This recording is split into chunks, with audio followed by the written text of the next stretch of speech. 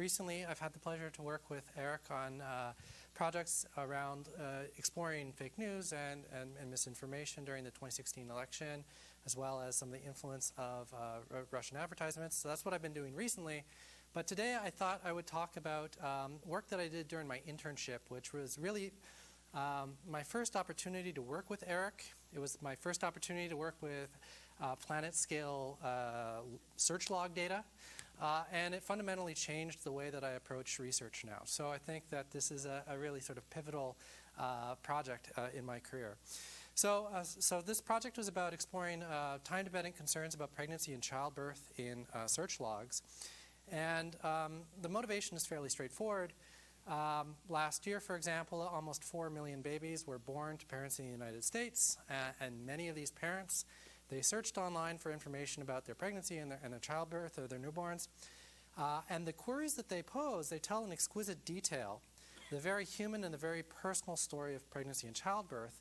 And what we were really interested in with this project was asking the question, can this data also be a valuable tool for something like public health research?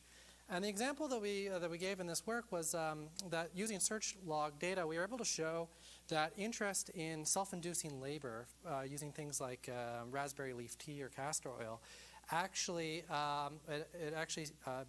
interest begins earlier than we would have anticipated. It peaks in week 38, which is actually earlier than any physician would actually recommend any form of self-inducing labor. So this is something that we see in the logs. It might not be something that people report to their physicians, and we can determine how prevalent this is and what the impacts might be.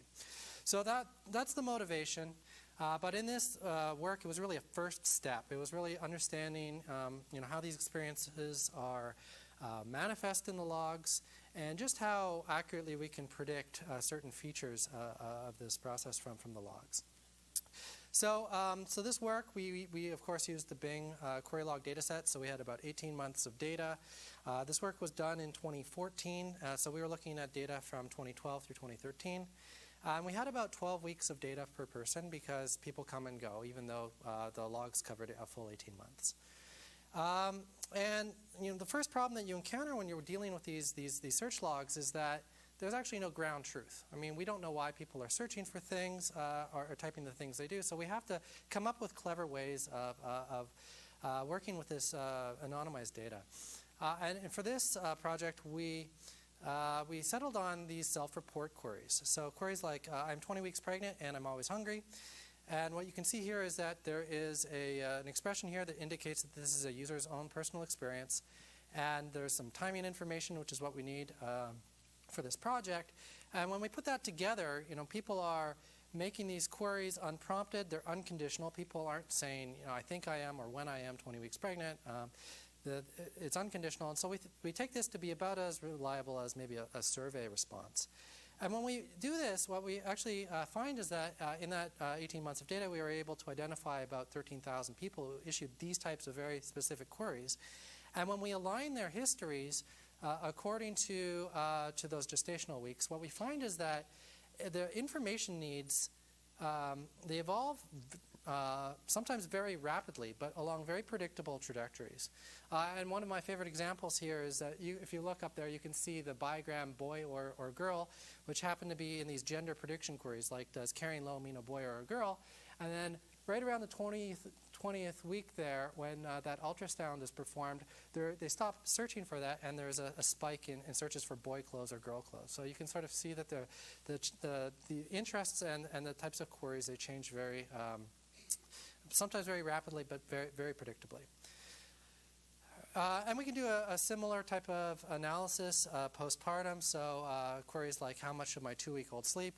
We can again line up the query histories, and we can again see that even after the child is born, the interests evolve predictably over time.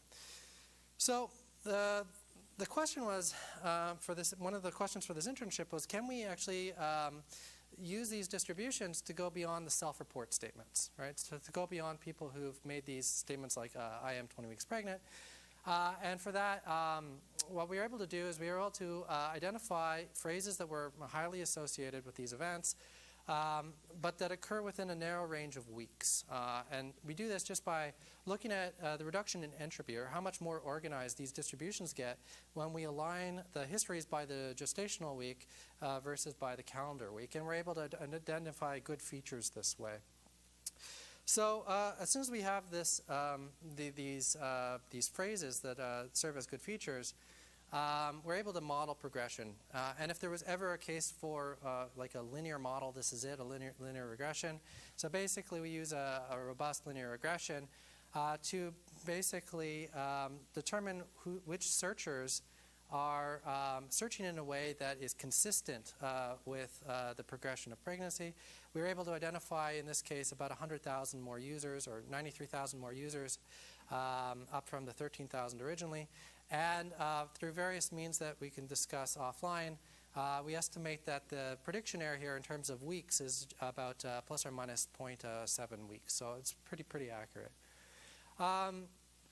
We actually, in this work, we went through a number of different methods to convince ourselves that this was this method was sound, that we were getting accurate results. But my favorite validation is this one here, which is if we have a model that tells us how far along people are in terms of the weeks of gestation, and a model that determines when the child was born, we can compute the distribution of births by gestational week. And the CDC actually tracks that data, and during that same time frame we were able to compare. And what we found there was that there was a Pearson correlation of about 0.97 for all births, which is probably the strongest scientific result I ever, or the strongest, highest correlation I ever got in any of my research. And what was even more interesting here was the fact that our distribution was slightly shifted towards later weeks. We hypothesized about this, and right now I think my hypothesis is that our data was biased to first-time parents who search more, they have more questions. And essentially, if we look at that population, the correlation is 0.995. So very little distance between those curves. All right, so one of the goals of this project was to think about how we can compare different subpopulations. Initially, we wanted to look at people, for example, who underwent elective versus cesarean, or elective versus emergency C-sections and things like that. But our sort of a first pass at this was just to look at differences between first-time parents and those who've had children before. And here we found really interesting differences that align with intuition, that align with, I guess, anecdotal stories. For example, if you look at the bottom curve there, we can see that people who've had children before, so the multipara, they actually report feeling fetal movement, so feeling the baby move, a couple weeks earlier than those who are first-time parents. And that, again, there's a lot of anecdotal stories about that, but we see that very clearly in the data. And there are plenty of examples like this as you go looking around. So in terms of applications, again, I motivated this in terms of using it as a lens for public health research. And so we did look at things like the timing of various different emotional and physical stressors. And so we're able to chart that out, as well as other applications in terms of search. So I think there's this still very compelling idea of being able to answer people's questions, not just with search results, but with data from the logs. So in this case, you can imagine a situation where a user is asking, is back pain normal in early pregnancy? And we can actually say, well, yes, it is. And in fact, it's also common in later pregnancy. And this is the distribution of interest. And I think that this is something that I'd like to pursue in the future moving forward. So with that, I'll just wrap up. So yeah, with this project, we were aligning these search histories with the gestational weeks of pregnancy. We validated these alignments using a whole bunch of different techniques. And we demonstrated how to compare subpopulations. I think we're just getting started here. I'd like to pursue this work moving forward. But again, I can't stress how much this was this work and my experience with Eric really influenced where I am today and how I approach research right now in terms of using these types of data as as a lens through which to explore these real world phenomena. And it's also a situation in which I can confirm that Eric does not sleep, because when I went back to Waterloo at the end of this internship, so that's on the Eastern time, in the Eastern time zone, and I remember writing drafts of this paper, and it would be 1 in the morning, and I'm thinking, okay, I can go to sleep. It's 4 a.m. in Redmond. Nobody's going to be reading this for a few hours. And then I'd be brushing my teeth, and Eric would come back with comments about the draft. So, all right. Well, so thank you, Eric. All right, thanks, Adam. And our next speaker will be Bob West from EPFL, and Bob will continue the theme. Thank you. Right, so I'm Bob. I had the pleasure actually to do 2 internships with Eric, one in 2012, the other in 2014, and how the first internship gave rise to the second actually reflects several of the things that I appreciate about Eric. So I'd like to use my 30 minutes, just kidding, Paul, my 10 minutes to tell that story. So my first internship basically started out with Eric, Ryan White, and myself having some fun with geolocated Bing search queries, which is basically your classic search logs, but from mobile devices that send their GPS coordinates along with every query. And to explore the data, I built a little tool for visualizing on a map how users move around and search the web as they go along. And I remember how fascinated we all were by how intertwined people's offline lives are with the online search behaviors that they show. And especially clearly, I remember the case of that one user standing at hole 18 on some golf course and querying Bing for how to obtain methamphetamines. And so inspired by this case and by Eric and Ryan's work on using search logs for understanding the interactions of drugs, in that case, healthy drugs, not methamphetamines, I was keen on exploring for what other health-related issues we could use search logs. So I ended up extracting from the logs instances where users searched for cooking recipes, because that was a proxy for what people were interested in eating, cooking and eating. And tying those queries together with the nutritional information that we could extract from the recipes themselves allowed us to shed light on the question what people eat, when and where. So we wrote that up in it seems that it's mandatory to have a screenshot of boring paper headlines, so I'm doing the same thing here. So we wrote up this paper, which we called From Cookies to Cooks, and where, as a side note, cooks does not refer to meth cooks, despite the whole 18 guy and despite the fact that one of the co-authors was called White. If you haven't watched Breaking Bad, then I apologize for not making sense here. Otherwise, I think it's funny. And that paper contains several pretty plots, such as this one, which shows how the average number of calories per serving in the recipes that people query for changes over the course of a year. And as you can see, folks eat heavier food in the fall and lighter foods in the fall and the winter, and lighter foods in the summer. This plot was actually done for the northern hemisphere only. If you do this for the southern hemisphere of the planet, then you get something that's exactly phase shifted, which was nice confirmation that the effects that we were seeing were actually caused by climate and not by some sorts of cultural issues and so on. And this also goes to show that you don't have to be a brain surgeon to split hemispheres. So you can do that with much lower qualification as well. So we also computed state-wise yearly averages. And when you put those on a map, you see that people in the south query for much more calorically heavy recipes, especially Alabama and Mississippi. And then if you contrast that with a map of ground truth obesity levels, now squint your eyes a bit, and then you can possibly convince yourself that there is actually strong correlation between the signal that we see in the search logs and the signal that was actually measured on the ground by really weighing people. Right, so while we were working on this, our meetings, Eric and I were quite sporadic. I was mostly crunching away at the data and updated Eric every now and then. But what still amazes me to this day is what a huge impact Eric still had, despite the sporadic frequency of those meetings. Each meeting really was a proper explosion of ideas, and I really came to think of Eric as some sort of creative quasar or something, who's constantly shooting out ideas and reflecting on how to push things further and further.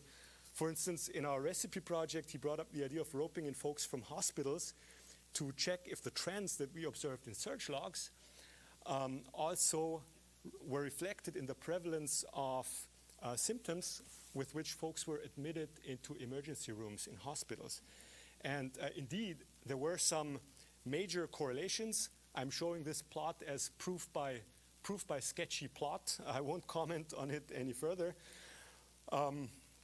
But you probably didn't notice, but in the last few sentences, I tried to deliberately use two words that Eric really loves. And those are folks and to reflect. And actually, I put together here a little collage of text snippets by and about Eric that have these words. And it really goes into the direction of what Jamie Pennebaker said earlier. The words we use are the key to our soul. And I do believe that the use of focus and reflect really says a lot about Eric. So for instance, I think that the word focus mirrors his sense of hospitality. I warmly remember a night when my wife Verena and I were invited to have dinner over at Whidbey Island with Eric, Mary, and Zach. And after a delicious dinner, we were sitting at the table, and anecdotes were kind of bubbling around. And that way, we realized that we really share a common passion, namely to muse about the phenomenon of humor. Right. What makes us laugh? This is my daughter, by the way. What makes us laugh? Why is a joke funny? And especially, what are the computational underpinnings underlying all of this? And so it happened that Eric threw an idea right there on this very dinner table of his, as it were, namely to do a second internship dedicated entirely on computation aspects of humor. So 2 years later, I returned to MSR, paid exclusively to work on humor research, which was amazing. Can you imagine and that is, although I'm German, right? So what a risk to take to pay me for that. So thanks a lot for the trust, Eric. Anyway, so you can imagine the other interns who were fighting over MATLAB licenses and so on, while I was reading The Onion all the time and kind of chuckling and puffing away and having a really good time. So in the end, we decided to zero in on satirical news headlines. That's why I was studying The Onion so hard doing this internship, because these headlines are concise. They have no complicated narrative build-up, and they're really similar to real news. So it makes them a really nice object of study for humor research.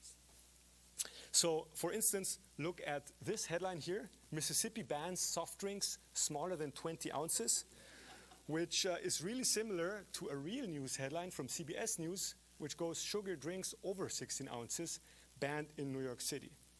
So the idea was then to build an aligned corpus of exactly such pairs, with the ultimate goal of building machine translation-like systems that could learn to transform serious headlines like the one on the right into satirical headlines like the one on the left. And given, the kind of work that both Eric and I had been doing earlier, the first idea was obviously to enlist crowd workers to give us data. So the idea was to give crowd workers serious news headlines and ask them to make minimal changes to turn the serious into a funny headline. So when piloting this idea with myself as a crowd, or I guess rather kraut worker, I quickly realized that this wasn't going to fly because the task was simply too complicated. It's a very hard task. You know, you need real talent. That's why they pay people at the Onion to do this. Definitely, I couldn't do it, and the average crowd worker neither. So I said, let's reflect on my roots. I told myself, Bob, you're German. You're not funny, but you can destroy things. So let's reverse the process and ask people to transform satirical to serious headlines rather than the other way around, and destroy the humor that others had already put into the satirical headlines with a lot of effort and talent.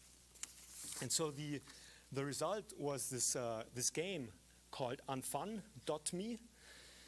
In Unfun, players are given satirical news headlines from The Onion, like the one I showed earlier, and they're asked to remove the humor from those headlines by making minimal changes in order to fool other players into believing that the result is real, serious news. So for instance, when given the satirical headline, Mississippi bans soft drinks smaller than 20 ounces, the player could change smaller to larger. That would be a very small change.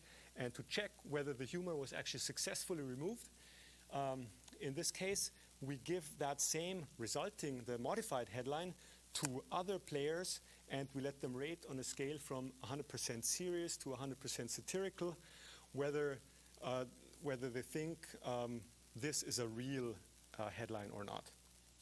And so in this case, the player would get a lot of points. The player who created this headline would get a lot of points because they've changed only one word, and the other player believed that the result is a serious headline. Say again? Okay, I'm nearly done. Okay, so the game has been online for a while, but we can always use more data, so please go to the website, play, and if you like it, share it on your social media and so on. Right, and so I'm wrapping up. After that fun, or rather unfun, I guess, summer, I went back to Stanford. I focused on my dissertation work for another 2 years. I graduated with Eric on my thesis committee, of course. I got a job at EPFL in Switzerland. Please stop by, anyone here, if ever you're in the area. I started a family as well as a research group. And if you look at our work, you clearly see that Eric's spirit is still is still there. And as all of this was going on, I never ended up writing a paper about a work on Unfun. Bummer. But given that it's your birthday, Eric, I put in some extra hours, and I'm happy to give you a full draft of our paper. And I'm actually going to send it as an email right now. So I'm sending you work for your birthday. So dear Eric, happy birthday. Thanks so much for bringing us all together for this beautiful celebration.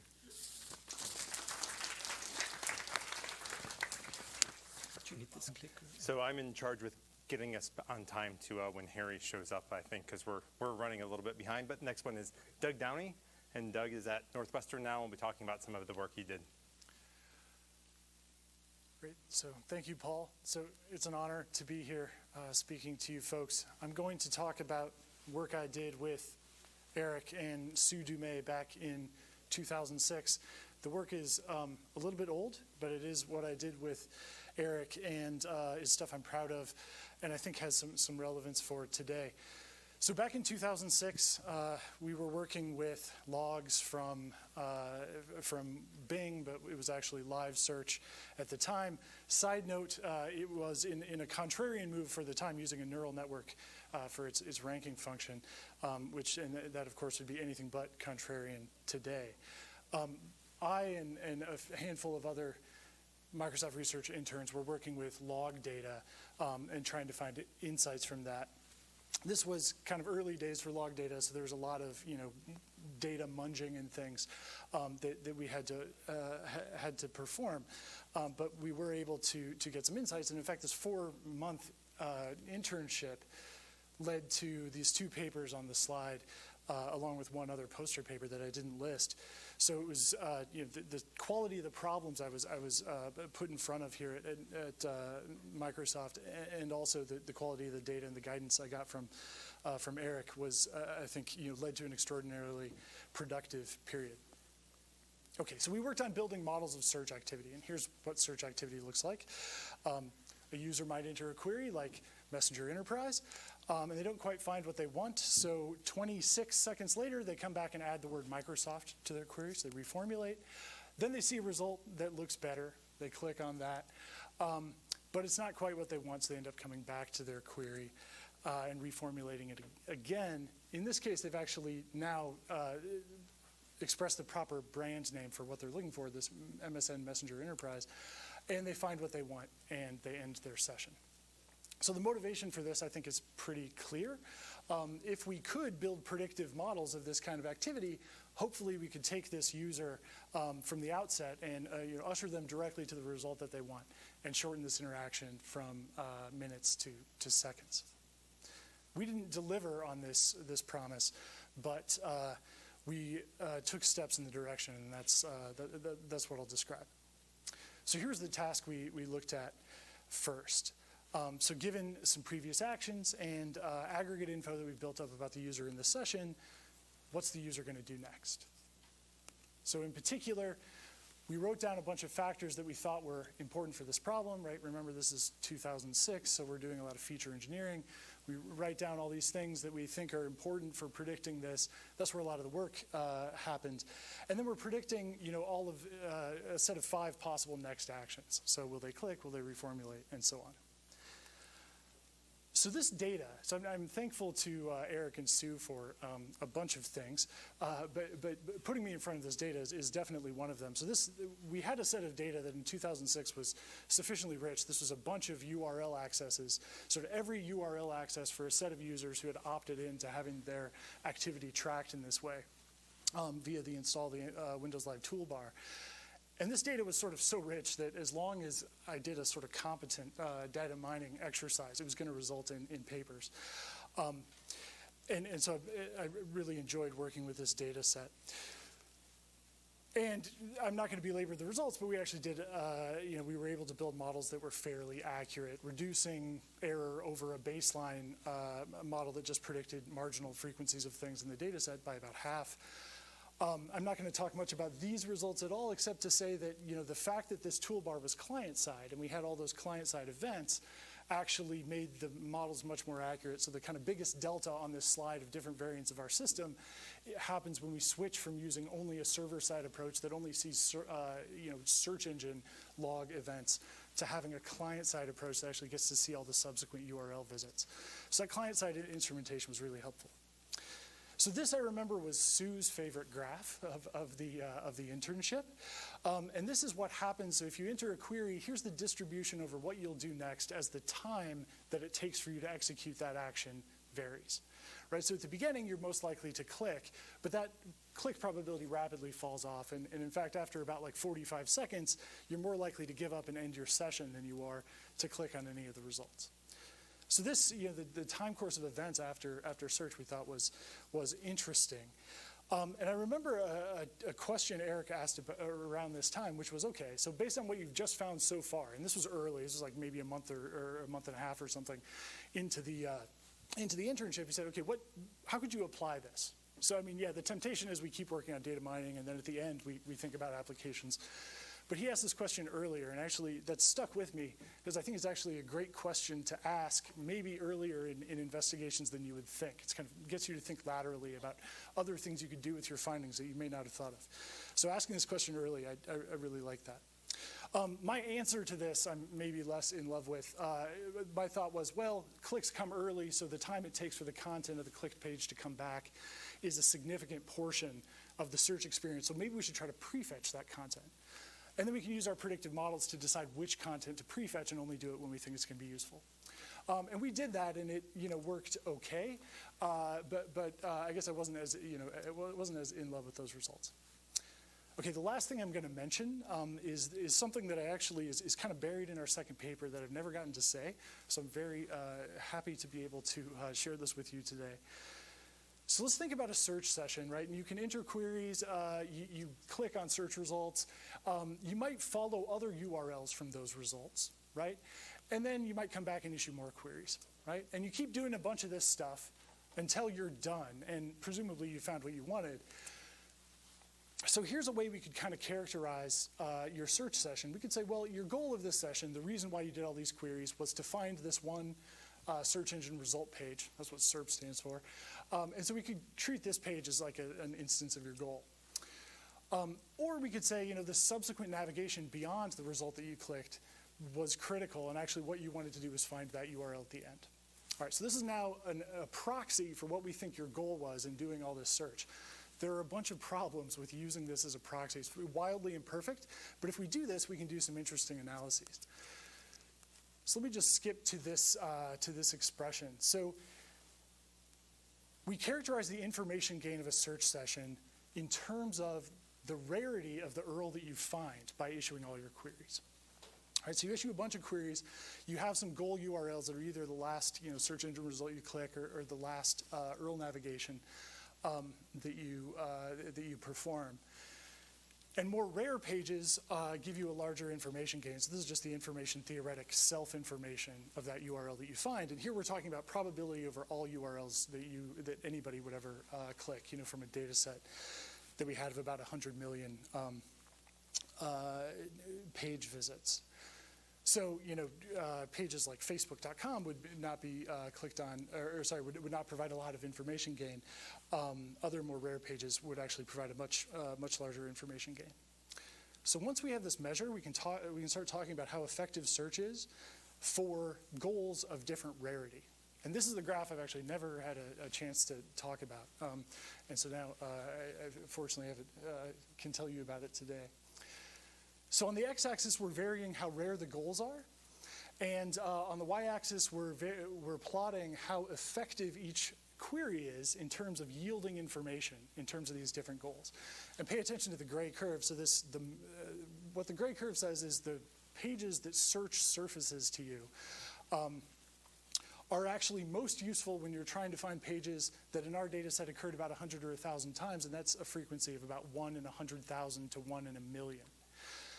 So really where search gives you the most bang for the buck is these pages that are kind of 1 in 100,000, 1 in a million-ish. And if you want to sort of unlock value of search for more rare needs, you actually need to do this subsequent navigation. And this was, again, with the caveats that these are imperfect proxies, and this was 2006. But this result I think is interesting, and it suggests something about sort of where search is most useful and how additional navigation on the client side is helpful. So the last thing I'll mention, this is something I heard Eric say more recently. This is a AAAI keynote from a couple of years ago, year and a half. So there's this kind of heuristic that I think is really good advice. We often run into problems that we can't solve, but hanging on to those problems until they can be solved later is a really good way to make sure you're working on the right problems at the right time. In my opinion, search has never been more important than it is now. We have more data than ever. We have more personal data that we want to search through than we've ever wanted to search through. And I'm not sure, compared to this sort of meteoric rise of certain subfields of machine learning, I think there hasn't been as much in information retrieval, and I think that's to the detriment of the field of computer science. I think there are a bunch of exciting new problems to solve here. And that's all I have to say. Thank you very much. Oh, and next up, since he can't introduce himself, is Paul Bennett. Thank you. And I had a great intro prepared for myself. Let's see if you have the slides. All right. Yes, so I'm going to talk about kind of the evolution of a set of ideas that started back when I was an intern and continued in the influence that it had through there. Oops, my timer for Doug is going off. He did a great job. And going back to keep with the theme of things, what I would challenge myself to do is to say, could I actually assemble this talk out of slide decks that were given without changing the slides and just piece them together? So this is actually from the paper that I wrote as an intern with Susan and Eric. And looked at classifier combination. And you can also see the evolution in my taste of slide backgrounds, which I have to say at this point was particularly atrocious.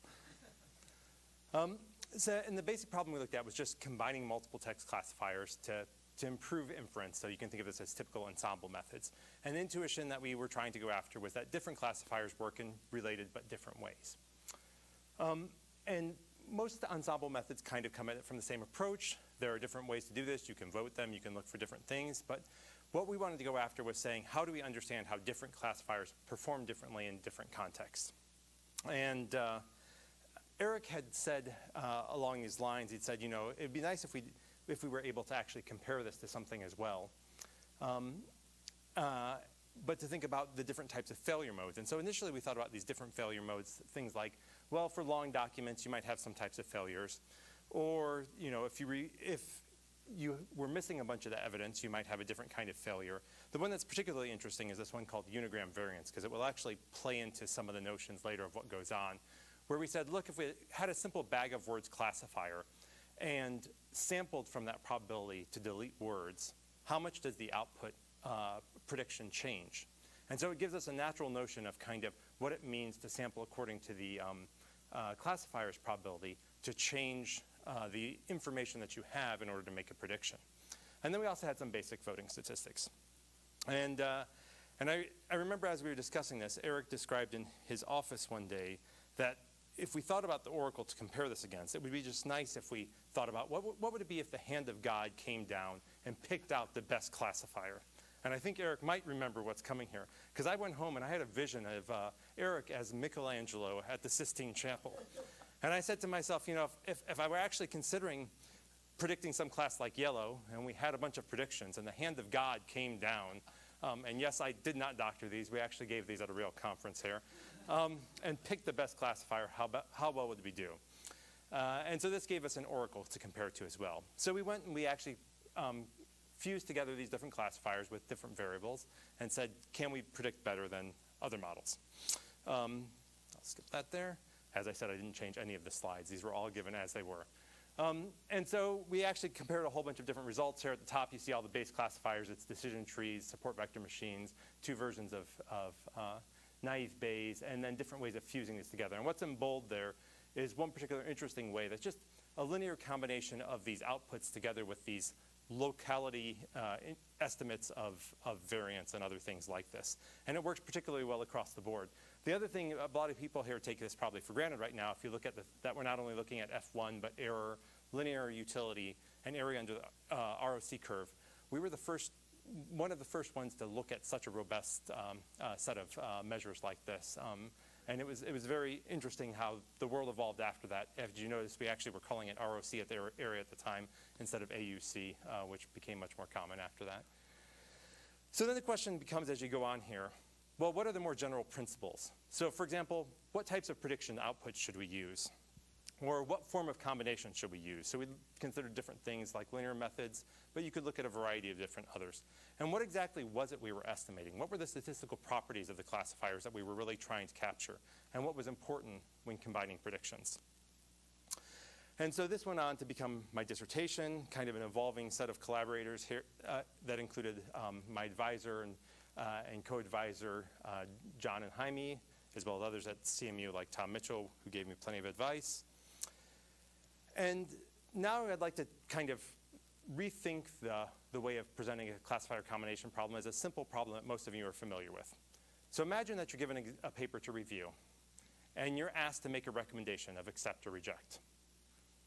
So that's kind of like asking about what is the class that you're predicting for this paper.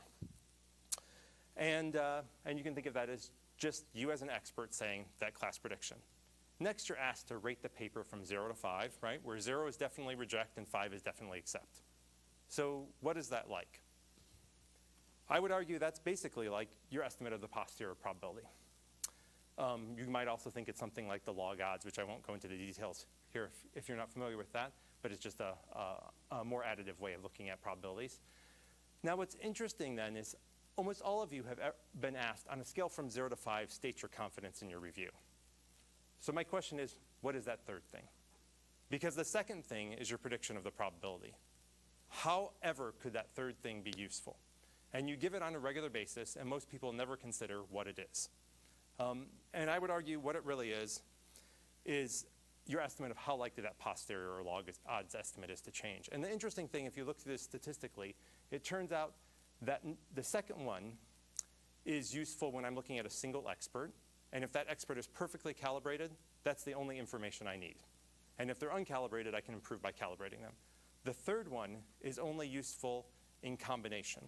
And it's when I'm looking at experts together and considering that sensitivity that it becomes useful. So the question is, can we actually come up with estimates like that? And so what we actually did was then we took that first notion that we had in the first paper and we extended it further. We had these base classifiers. I got fancier with my animation as time went on. And I said, not only could we predict probabilities in classes and distributions, but we could look around at the context. Notice the eye. I got really, really creative here. And then make a more reliable prediction. So what you can think of this as is you have a representation of some document. You get the predictions. You have some indication of reliability. Those get passed on into sort of this meta-level representation along with the outputs in the class. And from that, you predict a output. I won't go into the details of the estimation there. And so what the statistical notions that come down to that are important here are things about dependence, which is actually defined very strictly in terms of how class conditionally independent they are. It turns out two experts can be arbitrarily accurate and still class conditionally independent. And what that really amounts to being is saying they have different views of the world. They have different views on the data. Reliability, and then several notions of variance. The one that was particularly important was this one called noise variance or sensitivity. And that's the one that I'll briefly describe here, which is to say, imagine that for each model, we defined some distribution of what it was to be similar to the current item. We could actually sample from that distribution and compute real estimates of how much those predictions were changing. And you could do it based on the models. In this case, what I'll show you, what it looks like for SVM. Here, we have two classes, the blue and the red.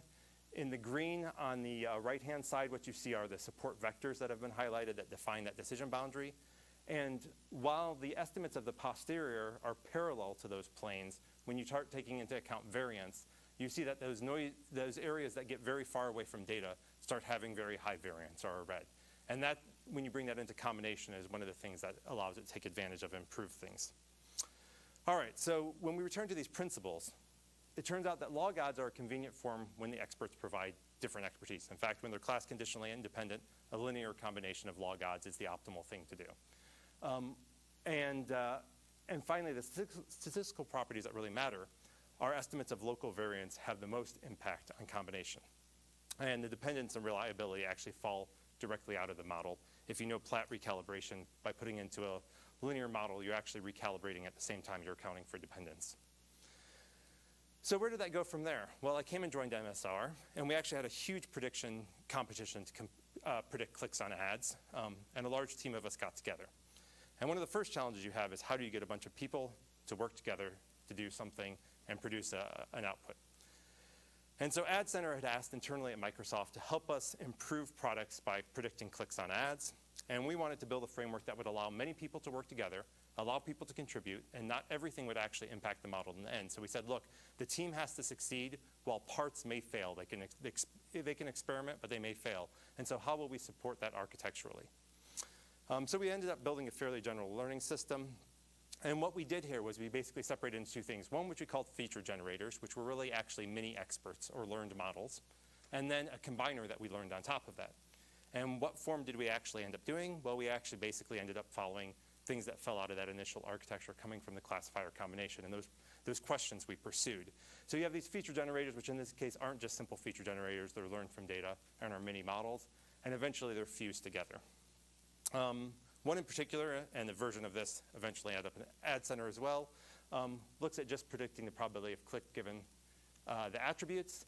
And just if you focus on the last part here, the output notice is log odds here. And again, this is because of this useful way that we thought about framing things. And if you think again now, who are the experts? The experts are on different teams, in this case team members that are pursuing their own ideas and all have different views. Sometimes they're focusing on different attributes, sometimes different algorithms. But now they all have different failure modes and we're going to fuse them together. And as you notice, it went on. And all the features eventually form like mini models. And so in our submission, we were actually the winning submission. It didn't immediately go into to Ad Center, unfortunately, because one of the first things they looked at were lines of code. And what they first went with had fewer lines of code. instead of thinking about architectural principles about how people work together and allowing parts to fail. But we did get congratulations from people that you might recognize. I don't know if others remember this, so Satya was connected back to Ad Center in that day. And if I blow up what he says here, it says, "Congratulations, MSRA team," which taught me another valuable lesson, which was in naming. It turns out an intelligent principle is to be very careful with your naming. We were the MSRad team, which is very confusable with MSR Asia's Model D entry to this competition. Not the same. Anyway, lesson learned. But finally, Patrice Smart and Max Chickering, Max was on the team, went over to Ad Center to make an impact there, directly embedded there. And the work that we did actually ended up having a very strong resemblance to the model that they put into prediction. And so we see that, this went from sort of one very focused idea in turn to working through different collaborators and evolving over time. And so if we reflect on principles of collaboration, I would say, one of the things that I've learned throughout my time with Eric is keep returning to the same questions. If they're important questions, they'll keep coming up. If you picked a good question, you probably won't be able to answer it entirely. And ask what is different in the current setting. So as we evolved, when we went to large-scale data, suddenly we had experts all over the place because of the amount of data that we could train from. And then, continue to work with new colleagues and enable them to take it in different directions. They'll have different ideas, just like the data provides you a different setting, and they'll take it in ways that you haven't even thought of, and that's how you'll really maximize the impact overall. So with that, I'd like to wind up and say happy birthday, Eric. Thank you.